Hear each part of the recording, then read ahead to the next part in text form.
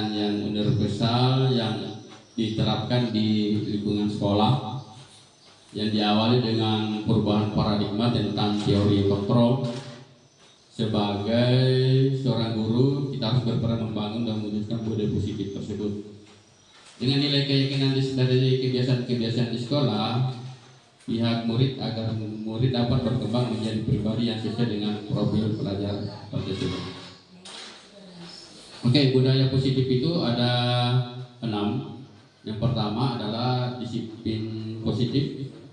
Yang kedua, teori motivasi, hukuman, konsekuensi, restitusi. Yang ketiga ada keyakinan kelas. Yang keempat ada kebutuhan dasar manusia. Yang kelima ada namanya posisi kontrol, dan yang keenam ada segitiga restitusi. Yang disiplin positif di sini adalah merupakan suatu cara menerapkan disiplin tanpa kekerasan atau ancaman. Jadi kita hanya bisa membedakan sih yang mana ancaman dan yang mana berbentuk dengan kekerasan. Yang pastinya melibatkan komunikasi tentang perilaku yang efektif antara guru dan murid. Murid diajarkan untuk memahami konsekuensi dari perilaku mereka. Selain itu, disiplin positif juga mengajarkan murid tanggung jawab serta rasa hormat dalam berinteraksi dengan lingkungannya. Next, jadi ada yang kedua, teori motivasi, hukuman, konsekuensi, dan restitusi. Di sini ada menurut Jane Gosen, motivasi itu menghindari ketidaknyamanan atau hukuman. Motivasi ini bersifat eksternal. Dan yang kedua, motivasi untuk mendapatkan imbalan atau penghargaan dari seseorang.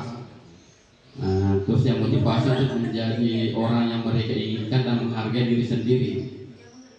Jadi itu dari menurut Jane Gosen. Terus selanjutnya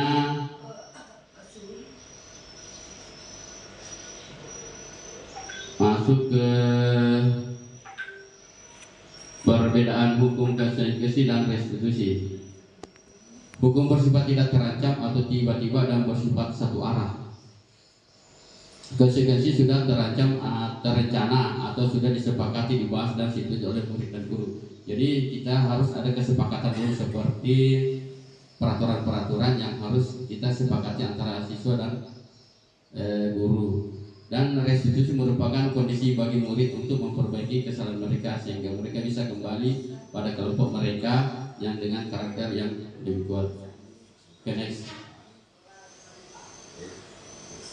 Nah, ini keyakinan kelas. Keyakinan kelas itu memiliki tempat yang besar terhadap keberhasilan pembelajaran.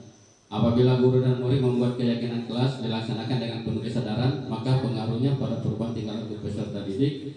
Perubahan tingkah laku juga berujung pada terbentuknya budaya positif di kelas.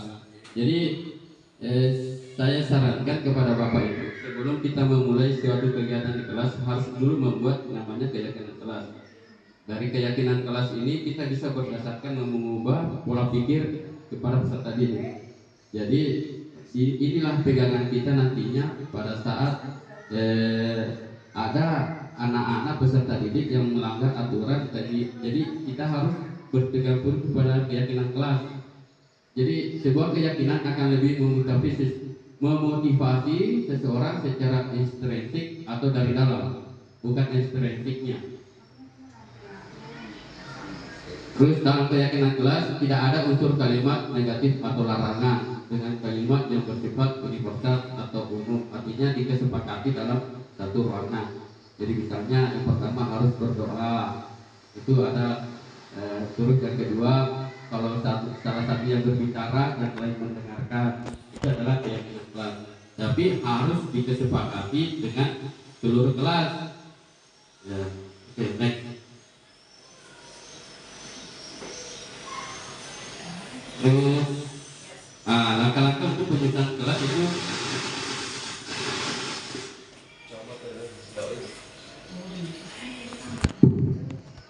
ya, langkah-langkahnya itu menyusun keyakinan kelas, yaitu guru meminta semua murid untuk menuliskan apa aturan yang perlu disepakati di dalam kelas.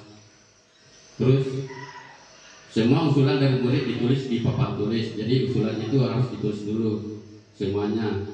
Terus kalimat yang sudah disepakati menjadi keyakinan kelas diubah menjadi kalimat positif. Ya, kalimat positif. Terus usulan dari murid yang dirangkum bisa menjadi satu kalimat keyakinan kelas jika kalimat tersebut memiliki tujuan yang utama.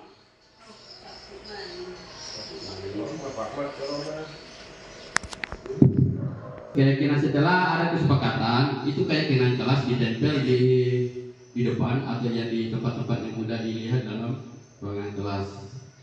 Dampak dari keyakinan kelas yang dirancang dan diterapkan di sekolah adalah terwujudnya budaya positif di lingkungan sekolah. Budaya positif merupakan bentuk dari nilai-nilai atau keyakinan universal yang diimplementasikan di sekolah. Itu dari keyakinan kelas. Selanjutnya ada kebutuhan dasar manusia. Oke, selanjutnya teman saya akan melanjutkan itu dari kebutuhan dasar manusia dan ada segitiga restitusi. Oke, selanjutnya saya serahkan ke Bu. Warahmatullahi wabarakatuh.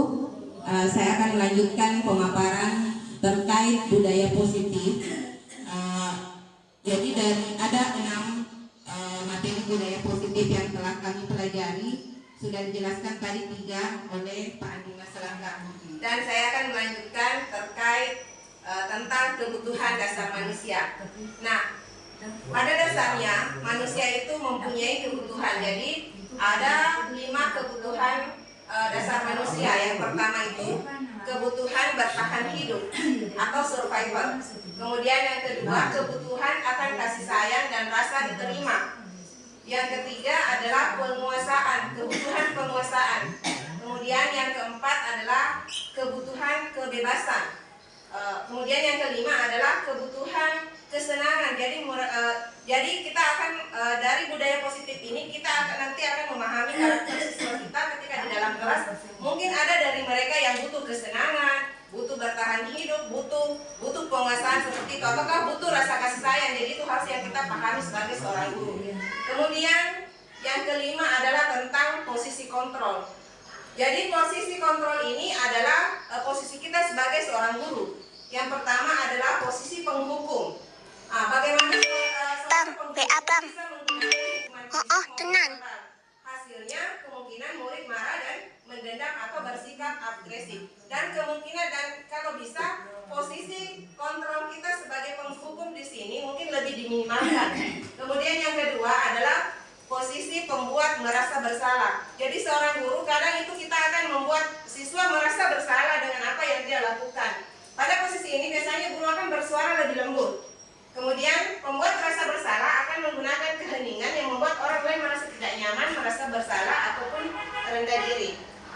Kemudian posisi kontrol yang ketiga, kita sebagai seorang guru, posisi kontrol kita adalah sebagai seorang teman kepada peserta didik. Jadi pada posisi ini guru tidak akan menyakiti murid, namun akan tetap berupaya mengontrol murid melalui persuasi.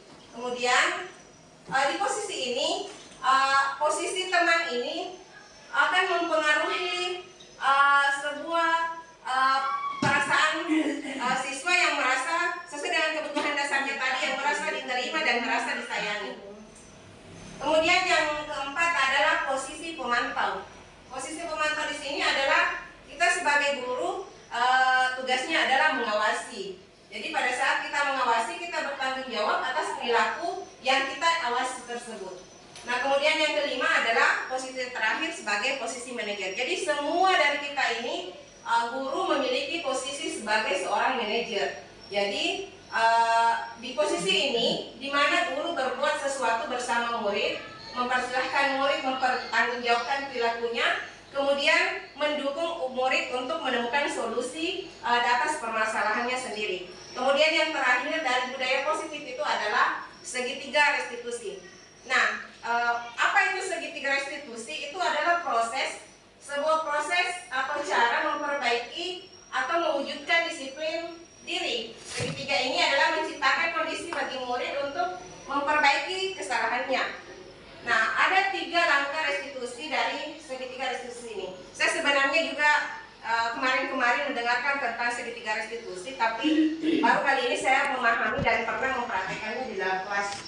Yang pertama Ya, silakan. Bagannya ada yang pertama adalah menstabilkan identitas dulu.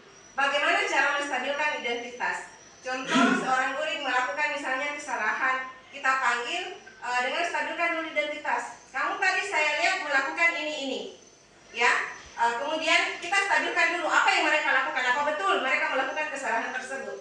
Kemudian yang kedua, memvalidasi tindakan yang salah. Kita tidak langsung mengatakan kepada siswa bahwa salah kok nak, begini kok nak, tidak. Tapi setidaknya kita menanyakan dulu, apa alasan kamu untuk melakukan hal tersebut. Jadi kita tidak langsung menanyakan, oh kamu salah, kamu ini, kamu tidak. Tapi kita harus meminta dulu pendapat dari siswa, karena otomatis dia melakukan itu pasti ada alasannya. Kemudian yang ketiga adalah menanyakan keyakinan. Apa itu menanyakan keyakinan? Yaitu kita mengingatkan kembali tentang keyakinan kelas atau keyakinan sekolah yang telah disepakati bersama. Jadi ketika mereka melakukan kesalahan, kita kembali tanyakan keyakinan apakah kesalahannya tersebut itu berdasarkan atau menyimpang dari keyakinan sekolah dan keyakinan kelas yang telah dibuat. Seperti itu tentang segitiga restitusi. Terima kasih. Assalamualaikum warahmatullahi wabarakatuh. Good morning, student. Morning, Mom. How are you today? I'm fine, Mom. Alhamdulillah, I am fine too. Baik, hari ini kita akan sebelum kita belajar bahasa Inggris, kita akan membuat keyakinan kelas dulu. Keyakinan kelas itu apa?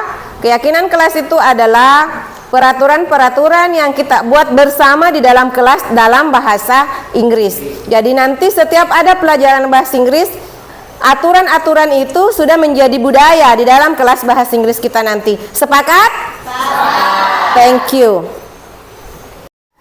Kita akan membuat keyakinan kelas itu melalui sebuah aplikasi yang disebut dengan aplikasi Google Jamboard. Jadi yang pegang Chromebook silahkan buka Google Jamboard.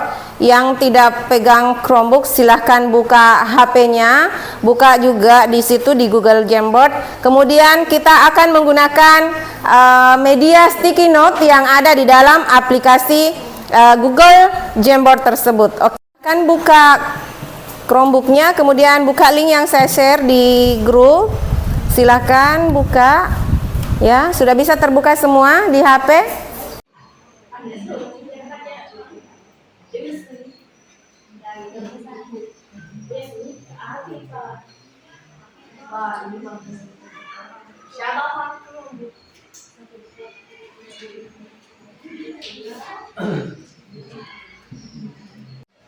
Oke, karena kita sudah mendapatkan kesepakatan bersama terkait dengan keyakinan kelas, boleh kita ucapkan satu persatu keyakinan kelas ini supaya ini bisa diingat setiap kita belajar bahasa Inggris. Sepakat? Sepakat. Yang pertama apa?